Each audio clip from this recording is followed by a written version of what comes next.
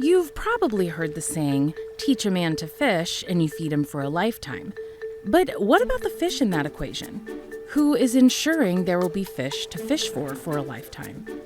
Well, that's when Christmas trees come into play. Yes, you heard correctly. Christmas trees can actually serve a greater purpose for aquatic life long after the holiday season. That's the fish's new house there. Trees are green waste, and we do not want those to be put in the trash.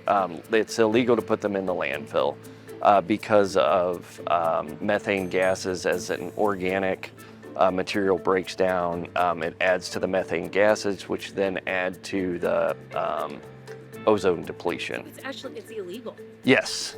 So that's a good reason in itself not to just toss your tree in the dumpster. And while there are many locations around our city that collect Christmas trees, whether to turn them into mulch or other wood-based products, here at Spanish Lake, there's a more long-term benefit. When you're talking about an impoundment like Spanish Lake, habitat tends to degrade over time, and unless there's an active habitat plan in place, the quality of the fishery will deteriorate over time. So on a 1 to 3 year cycle, we're out here sinking Christmas trees to ensure that the fish have a house to go home to just like we do. St. Louis County Parks and the Missouri Department of Conservation have been partnering on Christmas tree disposals for the past several years. But it's actually been a common lake management practice all over for many decades prior to their partnership.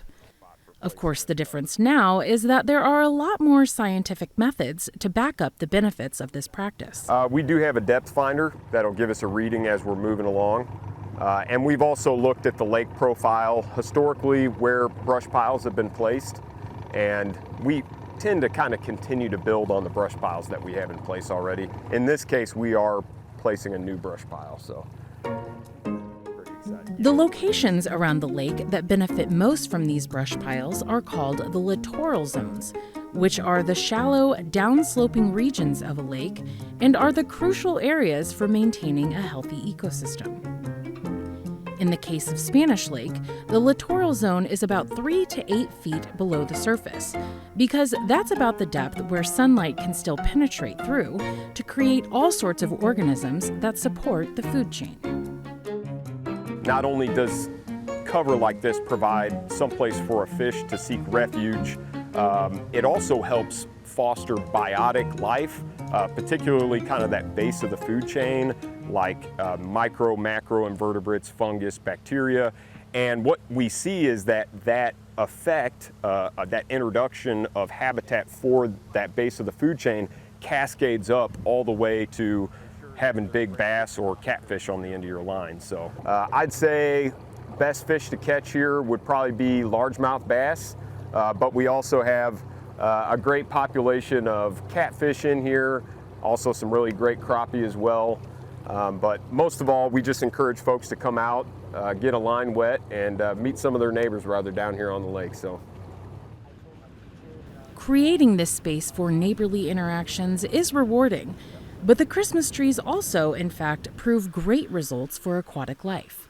Well, we do spring electrofishing surveys on these lakes, so we'll actually come out with a boat that puts a measured amount of electricity into the water, and really that electricity is dialed in as to not hurt the fish. It just stuns them temporarily.